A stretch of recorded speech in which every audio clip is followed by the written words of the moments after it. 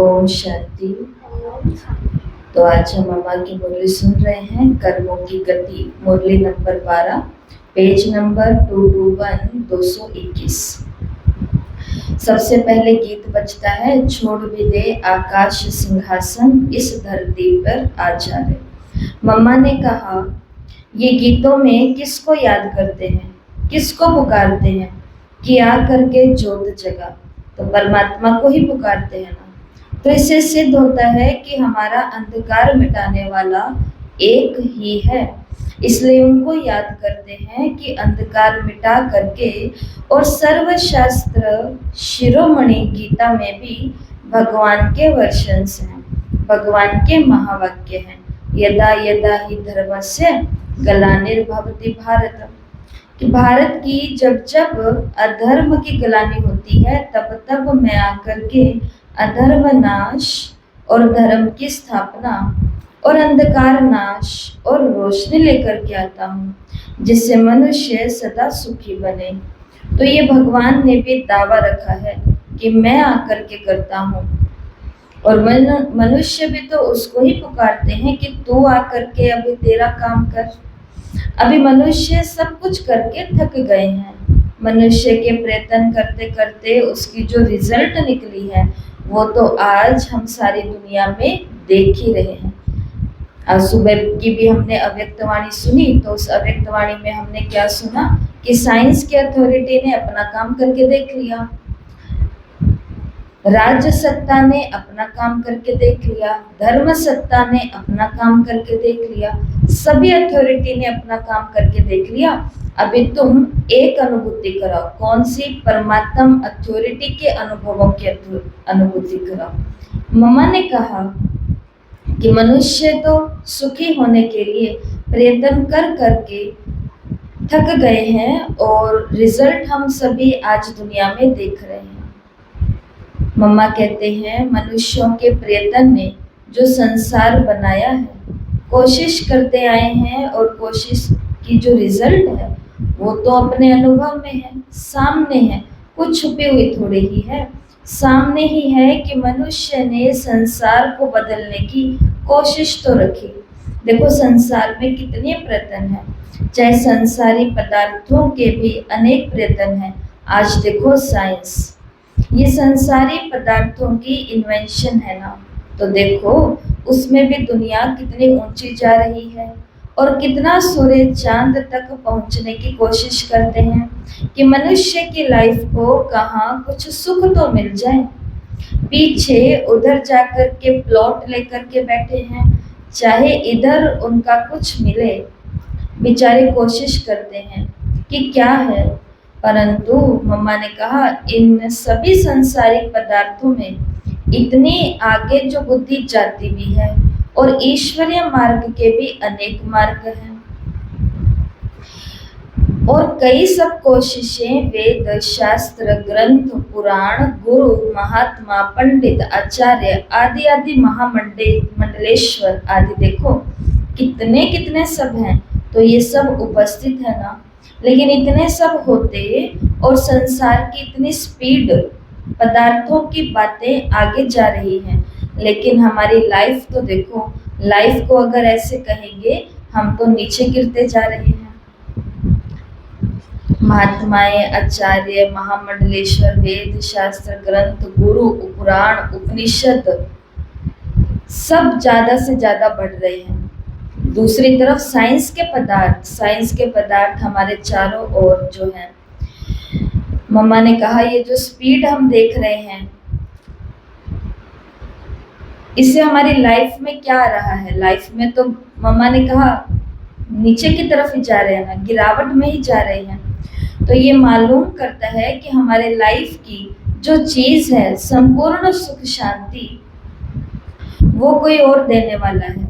वो कौन है देने वाला? इसलिए देखो उसको पुकारते हैं कि अभी तू आ, और तू उस चीज की रोशनी दे कि हमारे लाइफ को, हमारे सुख के जो साधन हैं वो हम कैसे प्राप्त करें। आज क्या नहीं मनुष्य कर बैठे हैं, कितने इन्वेंशन है, देखो सब कुछ करते हैं, लेकिन आज भी देखो अपना ही भारत आज अन्न के लिए सब चीजों के लिए मोहताज है। यहाँ दिनों दिन देखो, जितना बेचारे कोशिश करते हैं, इधर संख्या बढ़ती जाती है और इधर उसको खाने के लिए, कपड़े लत्ते के लिए सब पूरा भी करना है। तो कितनी मुसीबतें खड़ी हो गई हैं आज दुनिया के सामने। और ये सब बातें होती चली आई हैं और चलती ही जा रही है और भी आगे। तो देखो, मनुष्य की कोशिश से हमारी लाइफ की अगर देखें तो लाइफ तो और ही अशांत और दुख की तरफ जा रही है। जितना सुखी होने के लिए हम प्रयत्न कर रहे हैं, उतना ही दिन प्रतिदिन हम क्या होते जा रहे हैं, दुखी होते जा रहे हैं। पहले पहले जब आप लोगों ने देखा होगा, तब पूरे साल के अंदर एक कोई कथा होती थी कहीं पर और पूरा शहर वहां पहुंच जाता था। और अभी एक दिन में एक शहर के अंदर कितनी कथाएं हो रही हैं। पहले किसी एक शहर, एक गांव के अंदर एक मंदिर होता था और पूरा गांव शहर कहता था ये हमारे गांव का मंदिर है, शहर का मंदिर। और आज हर कॉलोनी में अपना एक मंदिर है। इसी प्रकार से ये जो साधन हमारे पास साइंस के आए हैं, मम्मा ने कहा जितनी इंसान ने कोशिशें की है ना लाइफ में सुखी और शांत होने के लिए, उतना ही ज्यादा वो अपने लाइफ को अशांत और दुखी बना चला है। और चीजें भले ऊंची होती जा रही हैं, लेकिन लाइफ नीचे आती जा रही है, लाइफ में गिरावट आ रही है ना। ये सब लाइफ के लिए है, लेकिन लाइफ तो अभी लाइफ लगती ही नहीं है। जीवन अभी जीवन लगता है हमको किसी को। अभी तो जो आते हैं वो क्या कहते हैं, जीवन तो जीने का भी हम टाइम ही नहीं निकाल पा रहे हैं, भाग रहे हैं ना। मम्मा ने कहा अभी लाइफ तो लाइफ है ही नहीं। तो ये सभी समझना है कि आखिर हमारे लाइफ के लिए क्या चीज है। इसलिए वो लाइफ की चीज कहते हैं ना, लाइफ दाता, जीवन दाता परमात्मा है। तो जो जीवन दाता है वही हमको अपने जीवन का पूरा पूरा भेद भी समझाएगा। भेद के दो मतलब होते हैं। एक भेद का मतलब होता है अंतर, आप में और मुझ में क्या भेद है। और यहाँ पर जो भेद शब्द यूज किया गया है कि जो जीवन दाता है वही हमें अपने जीवन का पूरा पूरा भेद समझाएगा। भेद का मतलब है राज, रहस्य, गुह्यता, सीक्रेट्स। और जीवन के साधन तुमको कैसे प्राप्त हुए, उसकी भी क्या तरकीब है वो समझा सकता है। इसलिए बाप कहते हैं इन चीजों को देने वाला भी मैं हूँ, समझाने वाला भी मैं हूँ, क्योंकि समझ से देता हूँ। ऐसे नहीं कि ऐसे ऐसे दे देता हूँ, नहीं, ऐसे नहीं कि मैं सब कुछ ऐसे ही माल मकान सब मला बना करके दे दूंगा, नहीं, समझ दूंगा और उसी समझ से चलना है तुमको। और फिर चल करके अपने कर्मों से बना करके फिर कर्मों के बल से तुमको सारी चीजें प्राप्त करनी है। कितनी सुंदर बात मम्मा ने यहाँ बताई कि भगवान को कहते हैं जीवन दाता, लाइफ दाता। वही आकर के हमें लाइफ को जीने की तरकीब बताता है कि ऐसे साधन कैसे आएंगे जो अपने साथ में शांति और सुख को भी लेकर के आएंगे। उसके लिए वो हमें माल मकान खुद नहीं बना करके दे देगा, उसके लिए पहले वो हमें समझ देगा, ज्ञान देगा, नॉलेज देगा। उस नॉलेज से हम अपने अच्छे कर्म करेंगे और उन कर्मों के बल से हमें अच्छी सुखदायी चीजें प्राप्त होंगी। कर्म के आधार पर है ना, लाइफ का आधार कर्मों के ऊपर है। एक बार सिस्टर शिवानी ने किसी से प्रश्न पूछा कि दुनिया में भी लोग कमाते हैं और आप लोग भी तो कमाई करते हो, पैसे तो आप भी लेते हो, पैसे वो भी लेते हैं। दीदी ने बड़ा अच्छा उत्तर दिया। उन्होंने कहा बिल्कुल, पैसे वो भी कमाते हैं और धन इधर भी आता है। वहां पर पैसा आएगा और वहां पर भी दो तरीके से आता है, एक चिंता में आता है और एक परिवार की जिम्मेवारियों को पूरा करने के लिए खुशी खुशी से आता है। वहां पर भी धन आ रहा है, यहाँ पर भी धन आ रहा है। वहां आ रहा है केवल अपने परिवार को चलाने के लिए अपनी मेहनत से। यहाँ पर बहनों के पास धन आता है या संस्थाओं में आता है या आश्रमों में, मंदिरों में, कहीं भी आता है, तो वो आता है पुण्य के काम कर करके। पहले वो प्रवचन कर रहे हैं, लोगों को तैयार कर रहे हैं, लोगों के जीवन से शराब को, बीड़ी को, सिगरेट को, अपवित्र चलन को, इन सभी को हटा रहे हैं तब जाकर के बदले में अगर उनको कोई दक्षिणा मिलती है तो वो पैसा तो आ रहा है, लेकिन किन कर्मों के आधार पर आ रहा है। नहीं तो पैसा तो गलत काम करके भी आ सकता है ना। एक नंबर डायल करो पैसा आ जाएगा, फिर एक नंबर डायल करो और पैसा आ जाएगा। तो 1 नंबर की कमाई, 2 नंबर की कमाई, कई कमाइयां होती है। कमाई करना, पैसा आना, घर बनाना, जमीनें मिलना, ये कोई बड़ी बात नहीं है, लेकिन लाइफ का आधार कर्मों के ऊपर है। जो चीज जिस तरीके से आई है वो अपने साथ वही लेकर के आएगी। चिंता में कमाया हुआ पैसा चिंता ही लेकर के आएगा। सुख देता देता जो पैसा आता है वो कईयों के लिए सुख ही लेकर के आता है। इसलिए हमको माल, मकान, पैसे, इन चीजों पर ध्यान नहीं, हमको ध्यान किस पर देना है? भगवान की जो नॉलेज मिल रही है उस नॉलेज से अपने कर्मों को श्रेष्ठ बनाना है। तो पहले इतनी चीज आती थी, अब चीज भी इतनी आएगी, बरकत भी बहुत करेगी और अपने साथ में शांति और सुख को भी लेके आएगी। ये हम भगवान के बच्चे अनुभव करते हैं। तो मम्मा ने कहा लाइफ का आधार है कर्मों के ऊपर, और मैं आपको कल या परसों मम्मा के दिन यही बता रही थी ना, एक भूख का दिन था और एक हमारा मम्मा का दिन था, कि मम्मा की जितनी भी मुरलियां चली है, मम्मा की सारी मुरलियां कर्मों पे घूम के आ रही है कि कुछ करना पड़ेगा, कुछ करना पड़ेगा। तो तुम्हारी बनेगी, ये सब चीजें कर्मों के आधार पर बनेंगे। आज कर्म भ्रष्ट है, दुनिया की फिर रिजल्ट देखो। कारण यही है कि दुनिया आज कर्म भ्रष्ट कर रही है। कर्म की श्रेष्ठता का किसी को पता नहीं। और देखो, जब किसी को श्रेष्ठ कर्म करने के लिए बोलते हैं तो वो कहते हैं कि अच्छे काम करके कहाँ घर चलते हैं, अच्छे काम करके कहाँ तरक्की होती है, अच्छे काम करने वालों की कदर कहाँ होती है। बहन जी, ना हो कदर, अपन को क्या करना है लोगों की कदर करवा के भी। लेकिन अपने को तो सुख शांति चाहिए ना अपने गृहस्थी के अंदर, या लोगों की कदर चाहिए। मम्मा ने कहा कर्म भ्रष्ट नहीं, कर्मों को श्रेष्ठ बनाना है, पर ये किसी को पता नहीं है। दुनिया को सिर्फ ये है कि हमें कर्म करने हैं, लेकिन हमारे कर्म श्रेष्ठ कर्म कैसे हो?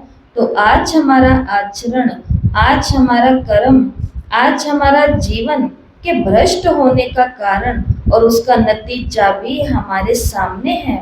इसलिए हमारे में अशांति और दुख बढ़ता जा रहा है, क्योंकि हमारे कर्म श्रेष्ठ नहीं है। मम्मा ने कहा भले ये कर्म करते रहते हैं, ऊंचे ऊंचे चांद में, सूर्य में पहुंचना है, परंतु इसको थोड़ी श्रेष्ठ कर्म कहेंगे। ये तो खोज कर रहे हैं, नई नई इन्वेंशन कर रहे हैं। ये सब चीजें तो खूब आगे आगे चलती जाती है। मानो हमको भूख लगी है और भूख लगाने के लिए हमने अन्न को कमाया और अन्न को पकाया और अन्न को खाया। इसमें कोई श्रेष्ठ कर्म किया हमने? ये तो कर्म है। भूख हमको लगी है तो मिटाने के लिए काम तो करना पड़ेगा। श्रेष्ठ कर्म कब होता? श्रेष्ठ कर्म तब होता जब हमने कमाया, हमने पकाया और हमने खाया, लेकिन कईयों को खिला भी दिया। तो वो कर्म क्या हो जाते हैं? सुकर्म हो जाते हैं, श्रेष्ठ कर्म हो जाते हैं। इससे भी ऊपर शिव बाबा हमें सिखाते हैं परमात्मा की याद में ही कमाया, परमात्मा की याद में ही पकाया और परमात्मा की याद में ही सुख से खाया और खिलाया। तो ये श्रेष्ठ कर्म है। तो मनुष्य की बुद्धि बहुत बड़ी हो गई है। तो ये सभी चीजें जो हैं, जिसको समझना है कि हमको वो ऊंचाई जो है ना, जो जीवन की ऊंचाई होती है, वो आज रही नहीं है। तो इससे तो बहुत कुछ पा रहे हैं, माना साइंस से और जो भी चीजें मम्मा ने बताई, इनसे पा तो बहुत कुछ रहे हैं। लेकिन लाइफ में आज हमारे कर्मों की जो गिरावट आई है ना, तो हमारे जीवन की अशांति और दुख का कारण है हमारे कर्म। मुरली का नाम क्या है? कर्म की गति। इसलिए मम्मा कर्म के बारे में बता रहे हैं। तो कर्म की हमें नॉलेज चाहिए। तो इसकी नॉलेज और इसकी समझ, इसकी रोशनी, इसलिए परमात्मा को याद करते हैं कि इसकी रोशनी, ये अंधकार, कि हमारे कर्मों में क्या अंधकार है, क्या हम गलत कर्म कर रहे हैं, जिसका नतीजा हम चाहते कुछ और हैं लेकिन हमें मिल कुछ और रहा है, यानी दुख और अशांति। इसलिए हमारे कर्मों में कौन सी गलती हो रही है जिस गलती से हम दुख भोग रहे हैं, ये कम से कम पता तो होना चाहिए ना। और ये पता कैसे चलेगा? कर्मों की गति, कर्म करने कौन से, ये कैसे पता चलेगा बताओ? मुरली से पता चलेगा, स्टडी से पता चलेगा। इतनी हमारी लाइब्रेरी किताबें भरी हुई है, लिटरेचर मधुबन के अंदर पूरा एक लिटरेचर का अलग ही स्थान है। लाइब्रेरी बनी हुई है, ऊपर भी बनी हुई है, नीचे बनी हुई है। जहाँ हम ट्रेनिंग करते थे वहाँ हमारी लाइब्रेरी का कमरा अलग होता था, पढ़ो समय निकाल करके। तो ये सारी चीजें जो हमको मिली है, नॉलेज जो मुरलियों से ही बनी हुई है, इसको पढ़ पढ़ के हमें पता चलेगा, या दादियों के अनुभवों से, मम्मा पापा के अनुभवों से पता चलेगा, दीदियों के अनुभवों से पता चलेगा कि कर्म कौन से करने हैं और कौन से कर्म करने की हमको मनाही की गई है। तो जो कर्म करने से दुख बनता है, अशांति बनती है, वो कर्म अब हमको नहीं करने चाहिए ना। मम्मा ने कहा पता तो होना चाहिए ना कि हमसे गलती कहाँ हो रही है। इसका पता हमारे को आज वेद शास्त्र ग्रंथ पुराण ये हैं, सब रोशनी के लिए बहुत माल रखा हुआ है, परंतु उससे अभी तक भी इतने यज्ञ वेद शास्त्र आदि जो थोड़े हैं ही, ये तो परंपरा से चले आए हैं, बहुत काल से ये चीजें चली आई हैं, कोई आज से तो नहीं बनी ना, ये तो बहुत काल से चीजें हैं। तो ये बहुत काल की जो चीजें हैं, परंतु हमारी बहुत काल से जीवन तो और ही गिरती जा रही है। तो इसका पूरा पता तो होना चाहिए ना कि आखिर भी हमारी जीत बनाने वाली चीज कौन सी है। इसके लिए उनको याद करते हैं कि तू ही बनाने वाला वो चीज है, तुम्हारे ही पास उसकी रोशनी है, तुम्हारे ही पास वो नॉलेज है, इसलिए उसको कहते हैं नॉलेजफुल। क्योंकि काहे का नॉलेजफुल है वो, हमारे कर्मों की गति का कैसे बनाओ, उसके लिए तुमको मेरा नॉलेज चाहिए, मेरा बल चाहिए। इसलिए बाबा के 32 गुणों में से एक गुण कौन सा है कि शिव बाबा कर्मों की गति को जानने वाले हैं। हमें नहीं पता चल रहा कि मैं रोज योग कर रहा हूँ, रोज क्लास कर रहा हूँ, रोज सेवा कर रहा हूँ और दान पुण्य में भी मैं कोई कमी नहीं छोड़ रहा हूँ, सब कुछ मैं इतना अच्छा कर रहा हूँ, लेकिन फिर भी सुख के बजाय मेरी लाइफ में दुख और अशांति क्यों बढ़ रही है। इसका मतलब मम्मा कह रहे हैं कुछ तो कमी रह रही है, उस कमी को जानना पड़ेगा। और कमियां कब, देखो अज्ञानी है वो तो ज्ञान से कमी जानेगा, जैसे हम जाने। ज्ञानी अपनी कमी कैसे जानेगा? वो ज्ञान से नहीं जानेगा, वो योग से जानेगा। आप कभी भी ट्राई करना, आप आज पूरा दिन में कोई आपने गलत कर्म कर लिया, गलत कर्म का मतलब होता है हमारे लिए श्रीमत के विरुद्ध हमने कुछ आज कर दिया, और फिर जैसे आप बाबा से योग लगाने के लिए बैठोगे, सबसे पहले कौन सा सीन याद आएगा? सबसे पहले कौन सी बात याद आएगी? सबसे पहले कौन सा दृश्य और कौन सी आवाजें हमारे सामने आएंगी जो मेरे से आज हो गई है ऊपर नीचे। इसलिए कभी कभी लोग बैठते हैं, लोग बोलते हैं कि जैसे दीदी हम बाबा की फोटो के आके बैठती हूँ तो मैं बाबा को सबसे पहले ये कहती हूँ कि बाबा आज मेरा अमृत वेला नहीं हुआ। यही क्यों बोलते हैं? बाबा को ये क्यों नहीं बोलते कि बाबा थैंक यू, आपने मुझे अपने सामने बिठा लिया, मैं इतनी बिजी थी तो भी मैं योग करने के लिए बैठ गई। नहीं, आत्मा को पता है किसके आगे क्या बोलना है, इसलिए आत्मा कर्मों की गति जानने वाला जो परमात्मा है उसके आगे बता तो देती है कि कमी कहाँ रह रही है। तो योग के अंदर हम अपनी कमियां जानेंगे और जो अनजान आत्माएं हैं वो ज्ञान से जानेंगे अपनी कमियां। अच्छा, तो आगे मम्मा ने कहा तो तुम्हें मेरा नॉलेज भी चाहिए, शिव बाबा कह रहे हैं, और मेरा बल भी चाहिए। मेरे बल के बिना तुम्हारे जो कर्म है ना वो श्रेष्ठ नहीं हो सकते। इसलिए अभी तुम कैसे मेरे से बल लो वो बाप बैठ करके खुद सिखा रहे हैं।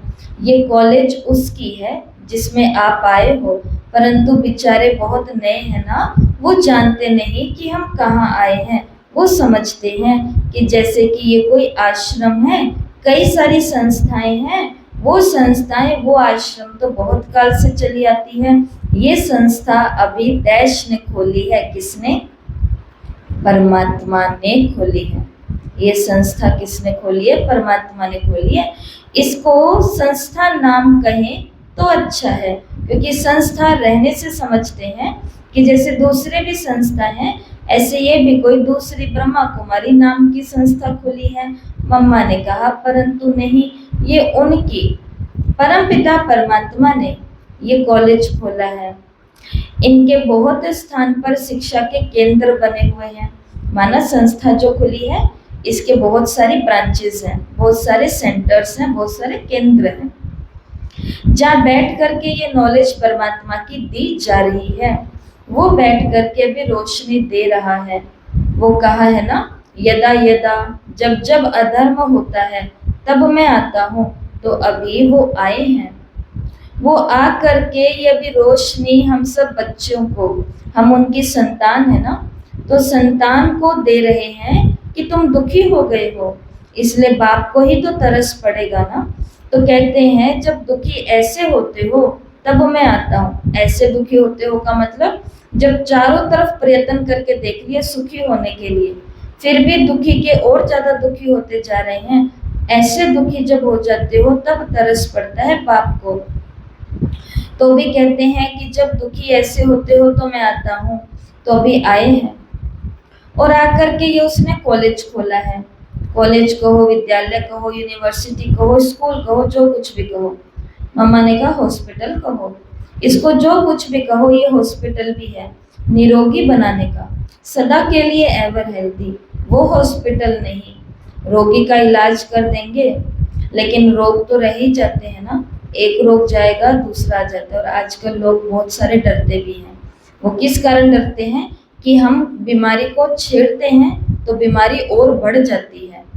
लेकिन ये एक ऐसा हॉस्पिटल है जहां बीमारी को छेड़ा जाएगा तो बीमारी 2 युग के लिए विराम को प्राप्त कर लेगी, रुक जाएगी, विकारों की बीमारी। लेकिन रोग तो रह ही जाते हैं ना। एक रोग जाएगा दूसरा आएगा, दूसरा जाएगा तीसरा आएगा। ऐसे थोड़े ही कि ऐसा इलाज कोई हो जाए जिससे सारी दुनिया से रोग निकल जाए, नहीं। जिसकी इन्वेंशन, जितनी दवाइयां बढ़ती जा रही हैं उतने रोग बढ़ते जा रहे हैं। यही है ना इस संसार की सत्यता। बेचारे डॉक्टर्स का सारा दिन ढूंढने में ही निकल जाता है, ये रोग का क्या इलाज है, वो रोग का क्या इलाज है। और मैं पढ़ रही थी कल कि रोग, ये बात तो आप सभी को पता है, लेकिन थोड़ा और उसके अंदर कुछ पढ़ा हमने। तो हम सभी को मालूम है शरीर के जितने भी रोग हैं 95% से अधिक, पहले ये 90% था, लेकिन अभी हमने कहीं पढ़ा, गलत भी हो सकता है, पर वहां 95-96% आया कि 95% से अधिक रोग जो हैं साइकोसोमेटिक हैं, मानसिक हैं, मन से उपज रहे हैं और शरीर में आ रहे हैं। जिस व्यक्ति को अकेले अकेले सारा बोझ है काम करने का, मतलब मन के अंदर उसे ये लगता है कि मुझे ये भी करना है, ये भी करना है, ये भी करना है, ये भी करना है। ऐसे हेल्पर्स तो उसके पास बहुत हैं, लेकिन मन में रोग लगा लिया उसने ये कि मैं ही हूँ, मुझे ही करना है, मुझे ही चलाना है, मुझे ही कमाना है, मुझे। उनको शरीर की बीमारी आती है, वो है गर्दन के पिछले जितने भी हिस्से हैं वो सारे में दर्द रहना शुरू हो जाता है। कईयों की बीमारी पकड़ में नहीं आती, डॉक्टर कहता है कुछ भी नहीं है, सर्वाइकल भी नहीं है, ये भी नहीं है, वो भी नहीं है, कुछ भी नहीं है, लेकिन दर्द है वो है। तो दर्द का कारण है मन, वहां से फिर और बीमारियां बढ़ेंगी। इसी प्रकार से कई और चिंता करते हैं, उसका लीवर पर अटैक होता है, वो वाली चिंता करते हैं उसका किडनी पर अटैक होता है, वो वाली चिंता करते हैं ब्रेन का, नर्वस सिस्टम है, नाड़ियों का जो, उसके ऊपर असर पड़ता है। कहने का भाव मन जो कर रहा है भुगत बेचारा शरीर रहा है। शिव बाबा कहते हैं इसलिए मैंने एक ऐसी हॉस्पिटल खोली है, ये ब्रांचेस, ऐसी ब्रांचेस है, ऐसे हॉस्पिटल खोले हैं जहाँ के शरीर का इलाज नहीं किया जाता, क्योंकि शरीर से एक निकालोगे दूसरी आ जाएगी। प्रॉब्लम शरीर में नहीं है, प्रॉब्लम कहाँ पर बैठी है? आत्मा के मन में बैठी है, विचार के। हमारा विचार ही, विचारों में गिरावट आ चुकी है। कोई भला करने आएगा तो भी हमें ऐसे लगेगा कोई फायदा होगा इनका। प्रॉब्लम मन में, हो सकता है फायदा हो, लेकिन फिर भी अपनी बैकबोन, अपने बाबा को आगे रखो। और इसलिए बाबा की परसों से एक दिन पहले की अव्यक्त मुरली चली थी, अकेले मत रहना। अकेले रहोगे तो माया देखेगी, अकेला है वो साथ में आ जाती है। माया का मतलब क्या होता है? विचार की गिरावट, व्यर्थ संकल्प। इसलिए मम्मा की ये मुरली को हम ध्यान से समझेंगे। अभी देखो, उनमें ही विचारों का माथा थक जाता है, किसमें? बीमारियों के इलाज ढूंढने में। तो अभी वो तो कहते हैं रोगों को निकालें, लेकिन रोग हैं कि जड़ से निकलते ही नहीं।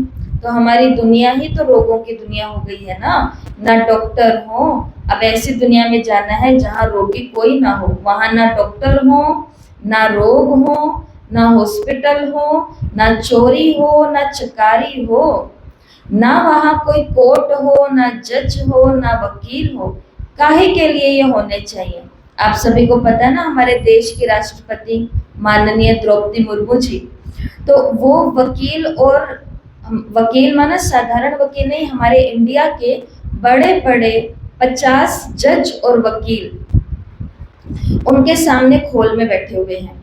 और वहां पर वो बड़े बड़े जज हैं, वो उनको ये बात बता रहे हैं कि माननीय राष्ट्रपति जी, अब हमको थोड़ी जेलें बढ़ानी पड़ेंगी, ये हो रहा है, वो हो रहा है, ऐसा हो रहा है, वैसा हो रहा है। ये सब बातें वहां चर्चाएं चल रही हैं, मीटिंग हो रही हैं, सबने अपना अपना बताया, जजों ने, वकीलों ने, क्राइम के बारे में, सब चीजों के बारे में।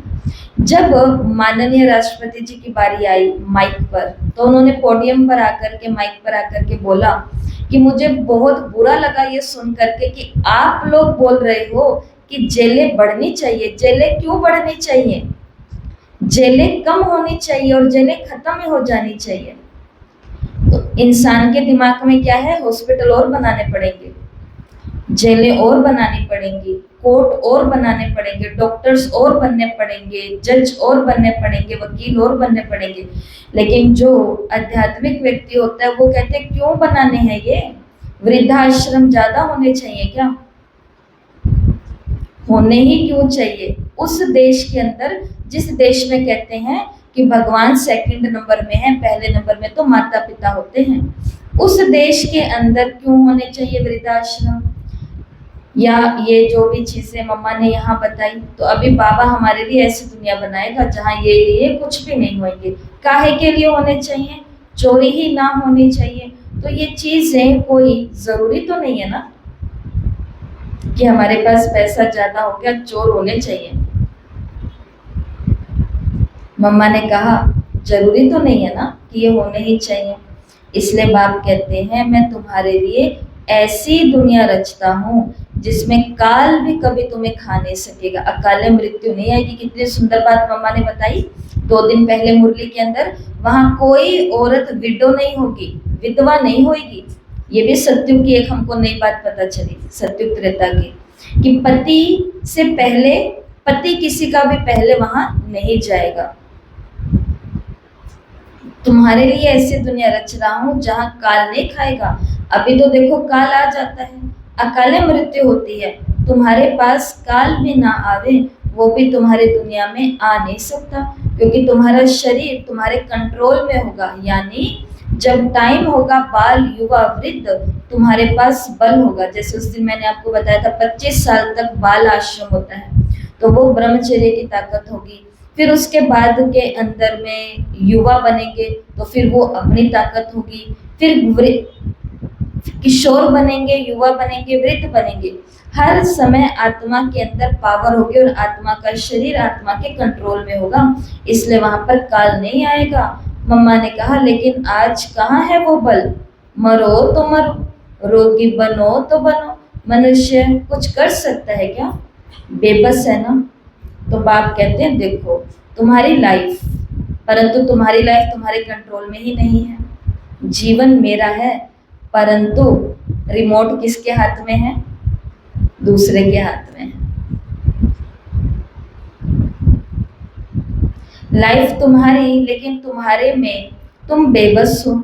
जो कुछ होए तुम कुछ नहीं कर सकते हो। भले कोई धनवान होगा, बीमार पड़ेगा, करके इलाज ही करेगा, फिर भी कुछ कर्म का भी तो है ना, उससे कुछ बनता नहीं है तो क्या करेगा? कहेगा हाय हाय तकदीर, हाय किस्मत, कर्म, बस ऐसे करके बैठा रहेगा और क्या कहेगा।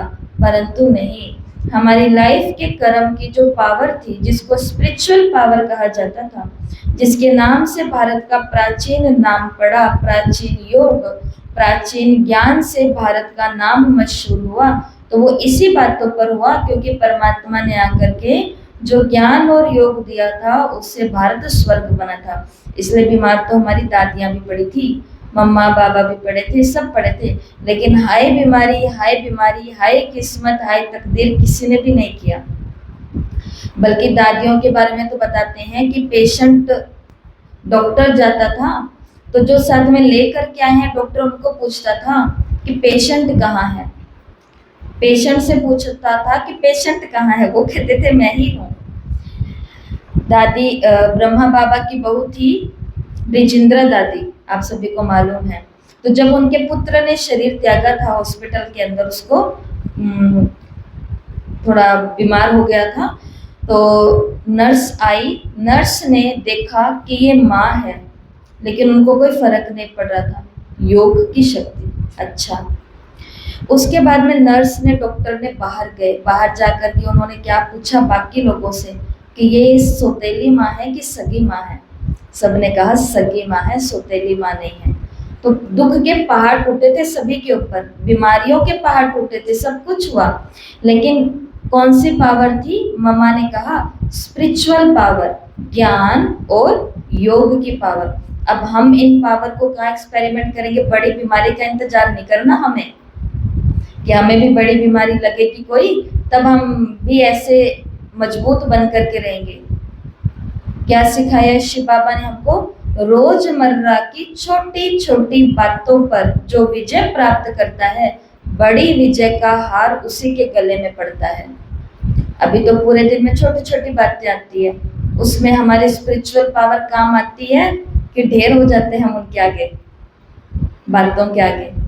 कभी कभी तो ऐसे और कभी कभी ऐसे। नहीं, यहीं पर ही हमको एक्सपेरिमेंट करके देखना है कि मुझे अपने कर्मों पर निश्चय रखना है। मेरे कर्म अच्छे हैं, मैं अच्छा हूँ, अच्छे से अच्छा भगवान मेरे साथ है, तो मेरे साथ क्या होगा? अच्छा ही होगा, घबराना नहीं है। तो मम्मा की इस मुरली को आज हम पूरा करते हैं, बाकी कल सुनेंगे। लास्ट की कुछ बातें हैं वो सुन लेते हैं। इसी प्राचीन ज्ञान और योग से भारत स्वर्ग बना था, उससे मनुष्य की लाइफ ऊंची बनी थी। इसलिए ज्ञान और योग का नाम है, जिस नाम को लेकर के बहुतों ने बैठ करके ज्ञान की कई पुस्तकें बनाई हैं, शास्त्र बनाए हैं, ग्रंथ बनाए हैं। भाई ज्ञान बड़ा ऊंचा है, ऐसे बड़े बड़े शास्त्र बनाए हैं, बड़ी बड़ी चीजें हैं, परंतु प्रैक्टिकल में तो एक ही के पास सारी चीजें हैं। नाम तो मशहूर हो गया है भाई ज्ञान और योग, परंतु वो दिया किसने? वो दिया परमात्मा ने। ठीक है, बाकी हम मुरली कल सुनेंगे पेज नंबर 228 से। ओम शांति।